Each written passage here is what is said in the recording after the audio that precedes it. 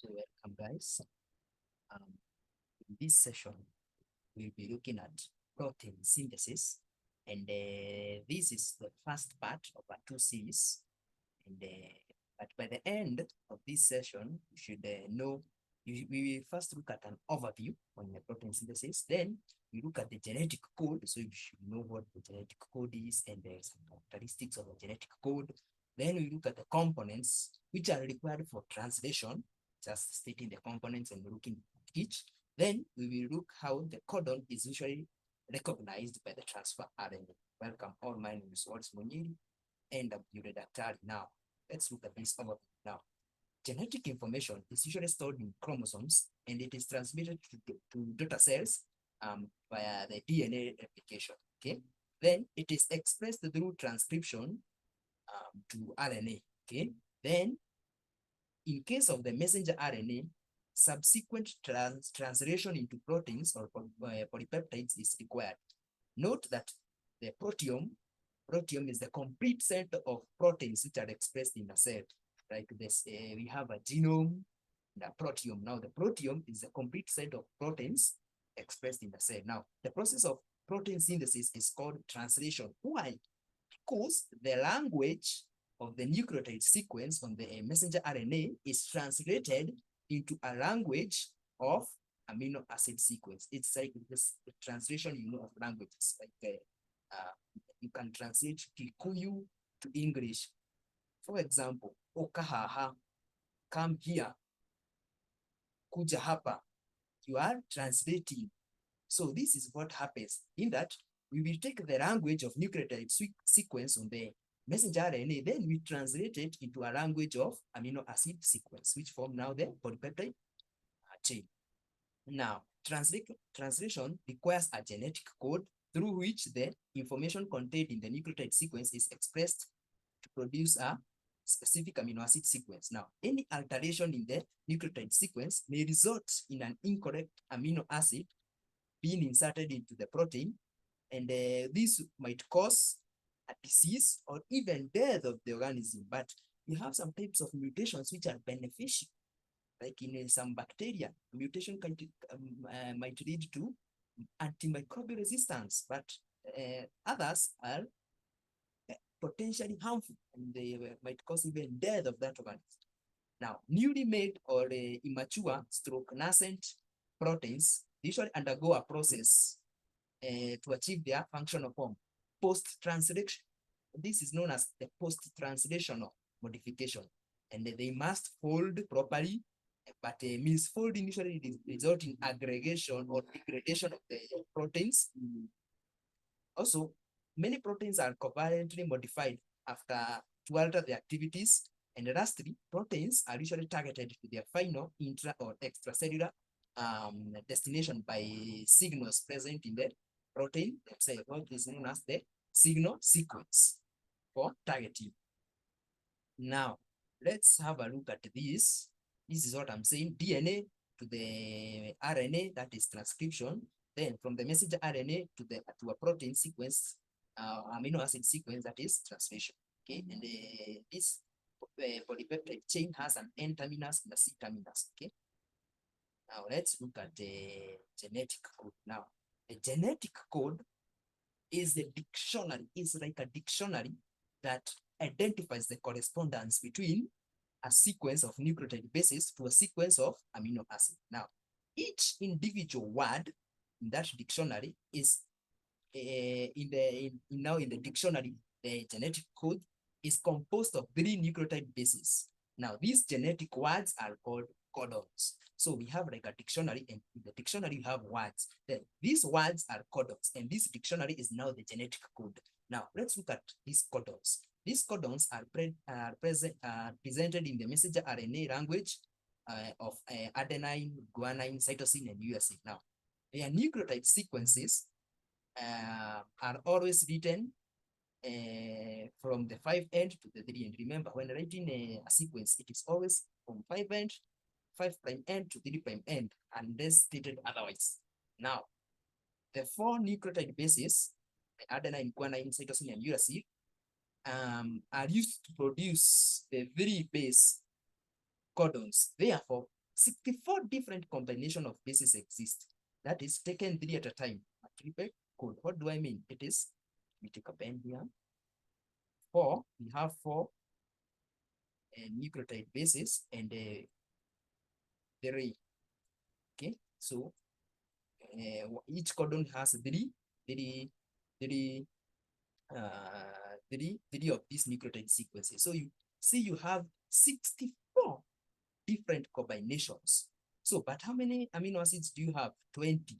So please understand this. You have 64 combinations, but 20 amino acids are the ones which are coded by these 64 different combinations. So let's look at now characteristics of this now genetic code, and you will see a very important factor.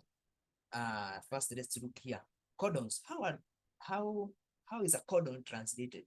Now, this table here is used to translate any codon, and thus to determine which amino acid will be coded by any for any amino acid on the messenger RNA sequence. Here you can see this nucleotide base is the one on the 5' end. Then these are the one in the middle. Then these are the 3' end, or this is the first one. This is the second one, and this is the third one. By doing so, you see you have 64 combinations. Let's take for this, for example. So let me take a pen for you to understand this easy concept.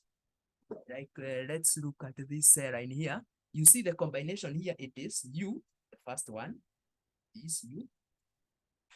Then a C, yeah, C, I'll show you here. Then you look for the third one, which is here, another C. So UCC will code for serine. So by doing so, you see you have very many, you have 64 different combinations. However, please note this, that AUG is the start codon, and it will code for methionine. And here it is. A, first one, then U, the second one, then G, start codon. Okay, please remember that. Then we have other 3 stop codons here. First here is UA, then A. So UAA is a stop codon. Then UAG, UAG. Then another one here, UGA. So UAA, UAG, and UGA are stop codons. Okay. So 61 of the 64, remember these 3, the stop codons do not code for any amino acid. When a stop codon is reached, a release factor engages to terminate the process of translation. So they do not code for any amino acid. So 64 minus these 3, so 61 of the 64 codons code for the 20 standard amino acids. Then termination codes, we have said those ones.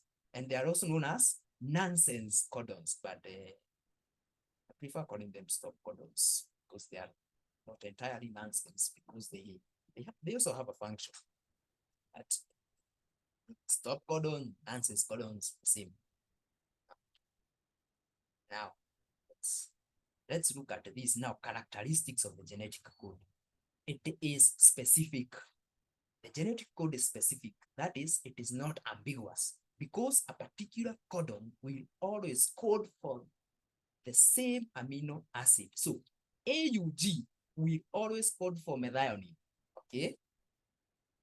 Then you have an amino a sequence such as UGG. UGG will always code for threonine. Okay. Okay. I'm not sure if it is threonine, but what I mean is each codon will code for the same amino acid. Such the example I've given you, AUG will always code for methionine. It is also universal. Now the genetic code is virtually universal insofar as its specificity has been conserved from very early stages of evolution, with only slight differences in the manner in which the code is translated. Note that there is an exception which occurs in the mitochondria, in which a few codons have meanings different than those shown in the genetic code of the nucleus, such that in the mitochondrial DNA, UGA, remember, is a stop codon in the nuclear DNA, but in the mitochondrial DNA, it actually codes for tryptophan. Okay. Now, another characteristic which is very important for the genetic code is that it is degenerate or redundant. Okay. What do I mean? Although each codon corresponds to a single amino acid, a given amino acid may have more than one triplet coding for it. So please remember this. The genetic code is redundant, but not ambiguous.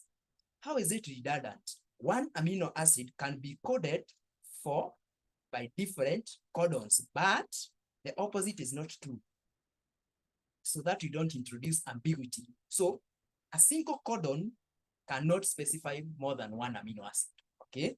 So a single codon for each amino acid, but one amino acid can be coded for by different codons. So it is redundant.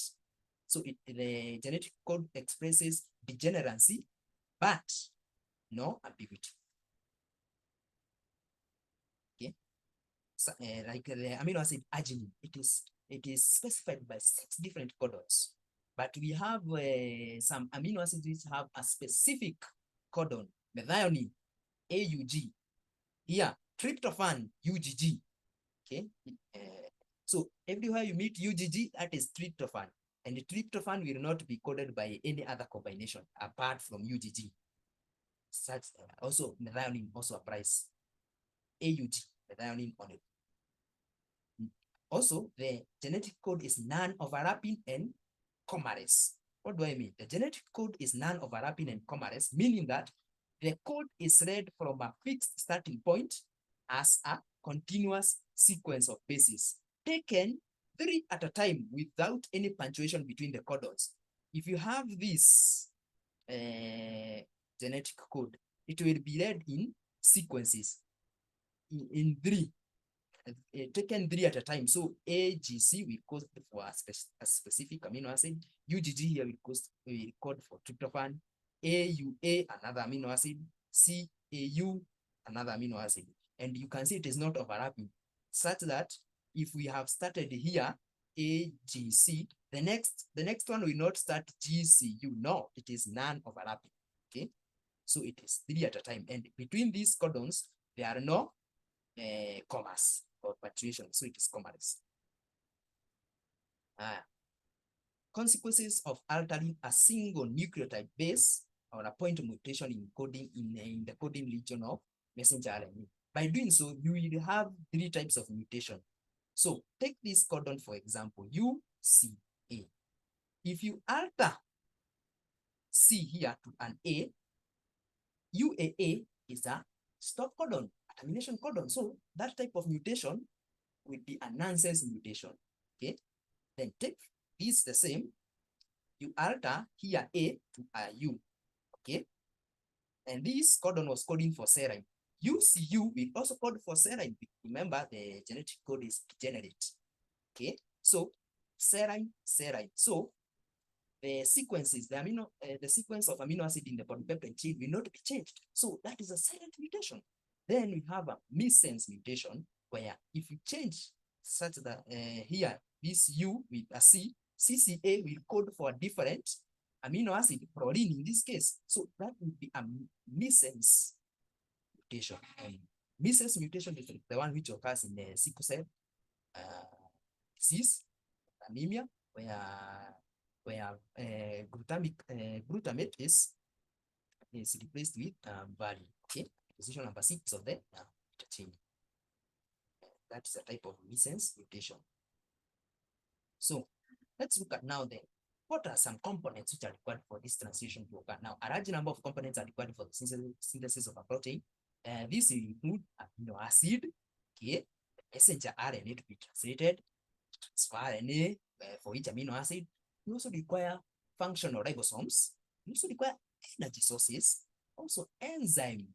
Also, you have protein factors which are non-catalytic, and this will be needed for initiation, elongation, and termination. So these factors The ones treated for initiation are known as initiation factors.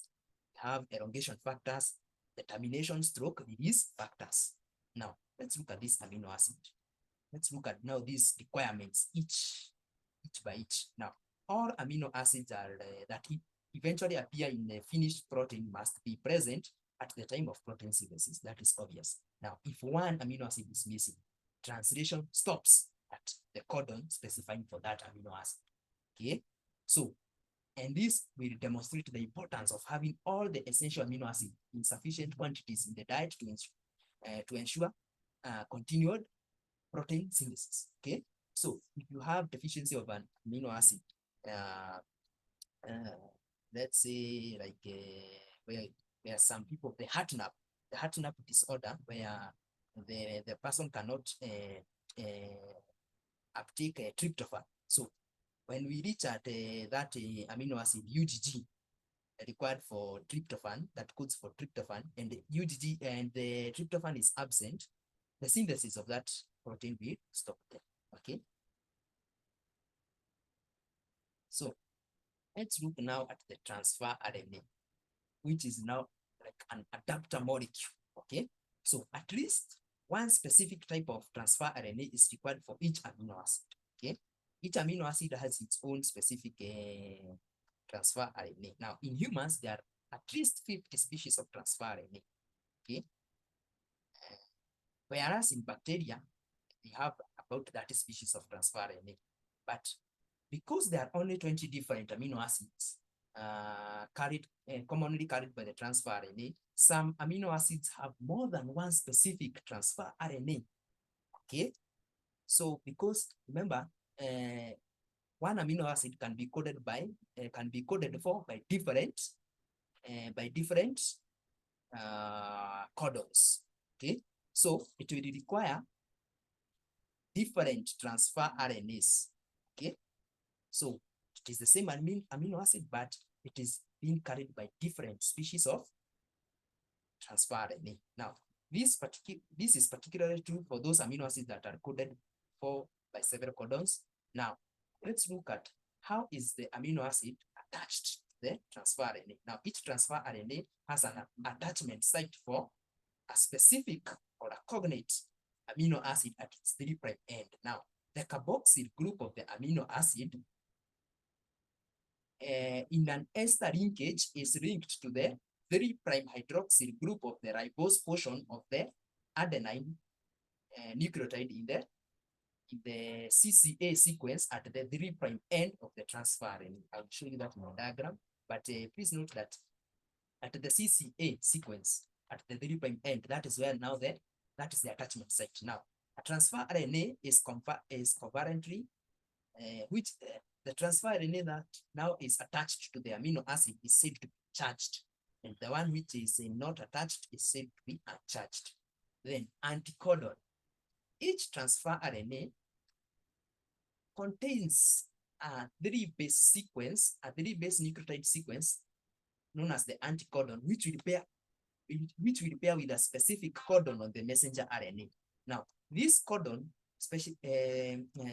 specifies the insertion into the growing polypeptide chain of an amino acid carried by that transfer RNA. So the transfer RNA will be carrying the amino acid, but at the same time, it will have an anticodon to recognize the codon. Okay, and once they match, that amino acid which it carries, it will be added to the growing chain of the growing polypeptide chain. This is what I mean here. Here you can see the anticodon here. This is the codon AUG. This is methionine. So here it is UAC. But when writing this sequence, remember it's from 5' end, which is here, 3' end. So that anticodon is 5' CAU. Okay, please always remember that the sequence is written from the 5' to 3' end. Okay, and you can see methionine is attached to the 3' end here at the CCA sequence, and it is attached to the 3' hydroxyl group of the ribose portion of this A. Okay, that is where the amino acid is attached to. let's look at this, the enzyme which is involved now in the attachment. Now, we have a family of 20 different enzymes which are required in the attachment of amino acid to the corresponding transfer RNA. Now, each member of this family will recognize a specific amino acid and all the transfer RNA that correspond to that amino acid. So the accepting transfer RNA, which are up to 5 per amino acid. So remember, we have different amino acids. We said the one amino acid can attach to up to even 5 different transfer RNA, but they are coding for the same amino acid.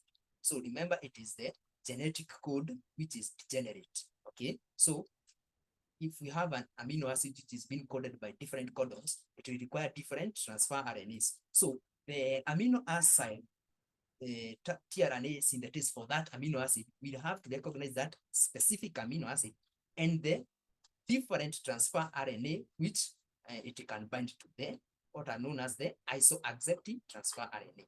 Now, the amino acid transfer RNA synthesis because it uses energy, catalyzes a two-step reaction that result in the covariant attachment of the alpha carboxyl group of the amino acid to the adenine in the CCA sequence at the 3' end of its corresponding transfer RNA. Now, the overall reaction requires an ATP, which is cleaved to adenosine monophosphate and an inorganic pyrophosphate, and the extreme specificity of the synthesis in recognizing both the amino acid and its cognate transfer RNA contributes to the high fidelity of translation of the genetic message. Now, in addition to the synthetic activity, the amino acid transfer RNA synthesis will have a proofreading activity or an editing activity in that they can remove an incorrect amino acid from the enzyme or from the transfer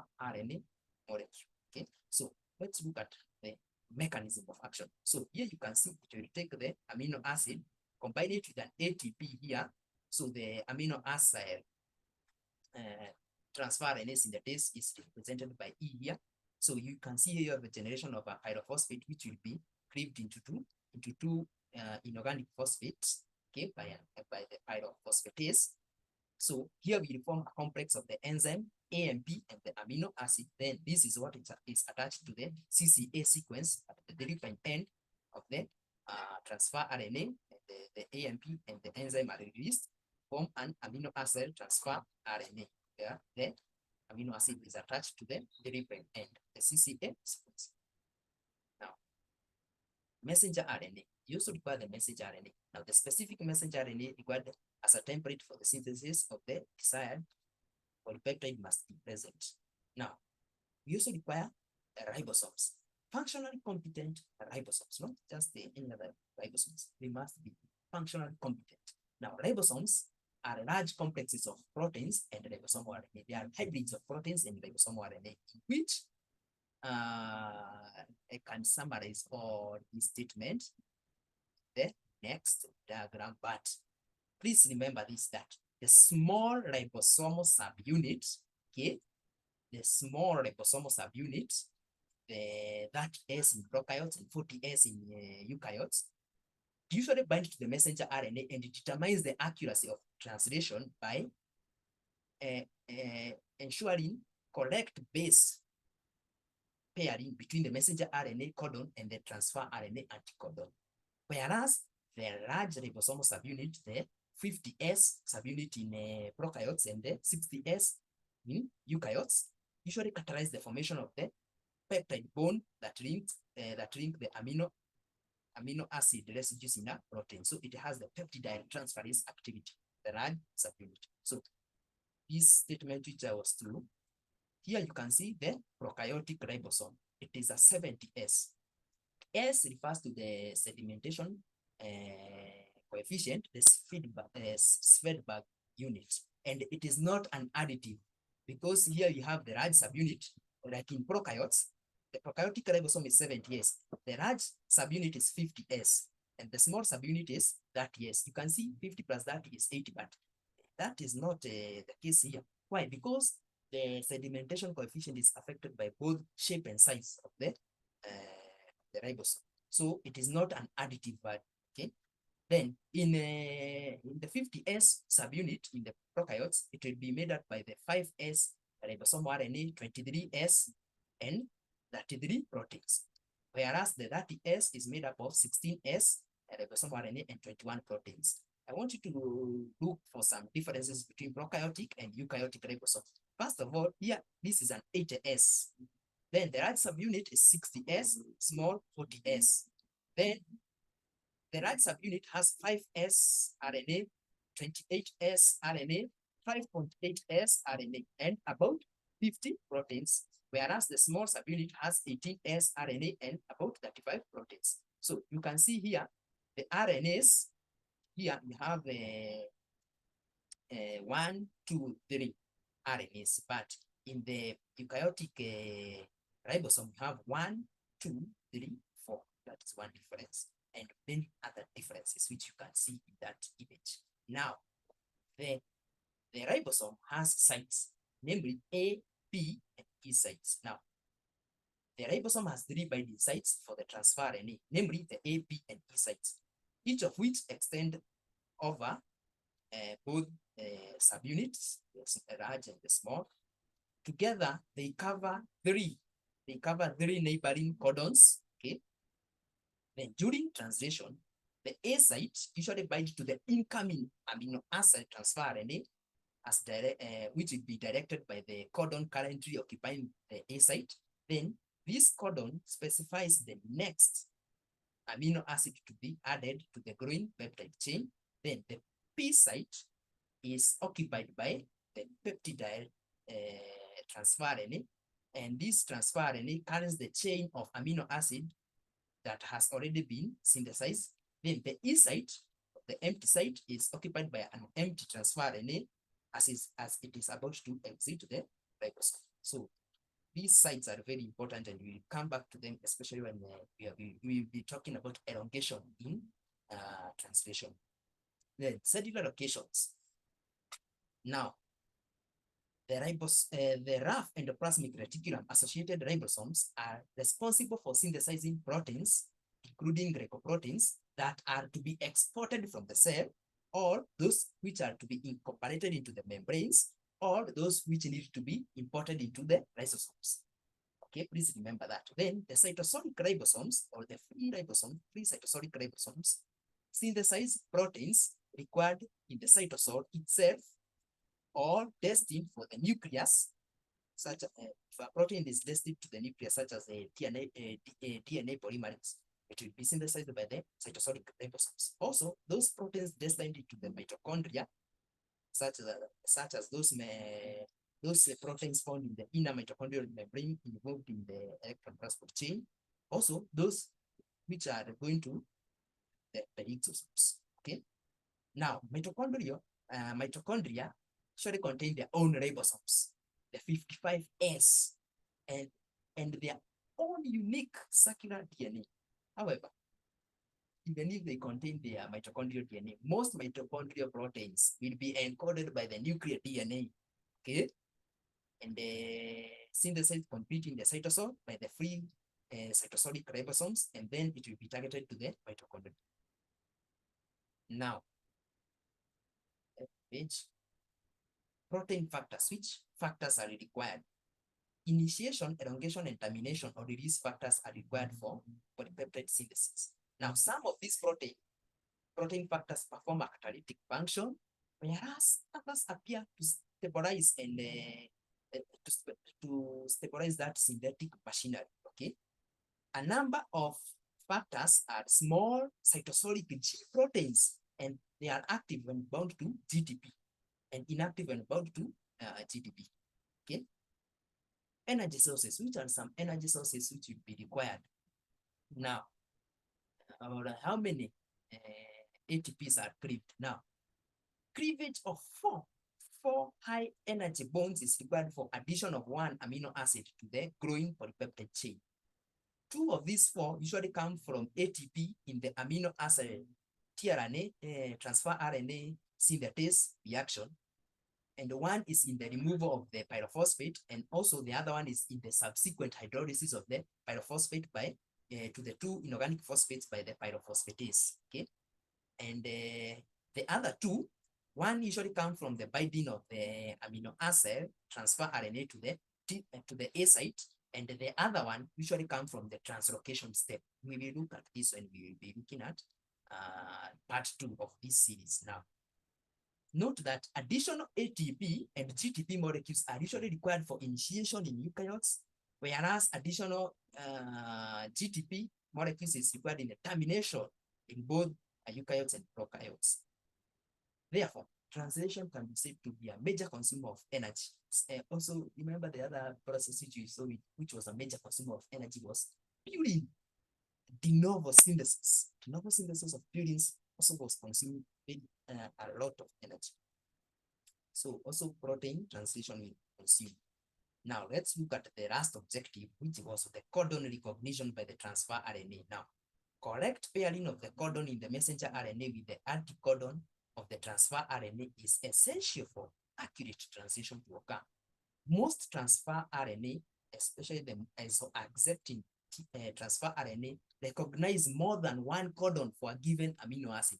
Remember, I said the genetic code is degenerate, where the different codons might code for one amino acid, the same amino acid, but it is not ambiguous. The genetic code does not show ambiguity in that one codon specifies for a single amino acid. So it is true to say that one amino acid can be coded for by different codons, but the reverse is not true. Okay, so we have antiparallel binding between the codon and the anticodon. Now, the binding of the transfer RNA anticodon to the messenger RNA codon follows the rules of the complementary and antiparallel binding. That is, the messenger RNA codon is read in the 5' to 3' direction by an anticodon pairing in the opposite 5' to 3' orientation. However, nucleotide sequences are always written to the 5' to 3' direction unless otherwise noted. Two nucleotide sequences orient in an anti-parallel manner. Okay, so let's look at WOBBLE hypothesis. Okay, the mechanism by which transfer RNA can recognize more than one codon for a specific amino acid is described by this hypothesis, which states that the codon-anticodon pairing follows the traditional Watson-Crick rules, that is, G will always bind with a C and an A with an U. Okay, for the first two bases of the codon, but can be less stringent for the last base, in that the base at the 5' end, okay, of the anticodon, that is the first base of the anticodon, is not as spatially defined as the other two bases. Movement of that first base allows non-traditional base pairing with the 3 base of the codon, that is the last base of the codon. I will show you that in this diagram. This movement is called WOBBLE and will allow a single transfer RNA to recognize more than one codon. The result of the WOBBLE hypothesis is that the 61 transfer RNA species are not required to read the 61 codons that code for the amino acid. So you can have a single amino acid, a single transfer RNA reading more than 2 codons. Okay, so this is what I mean. You see here, this is the anticodon, the 5' to 3'. Now, this first base, this one, the base at the 5' end of the anticodon, it is not spatially defined as the other two. These other two are spatially defined.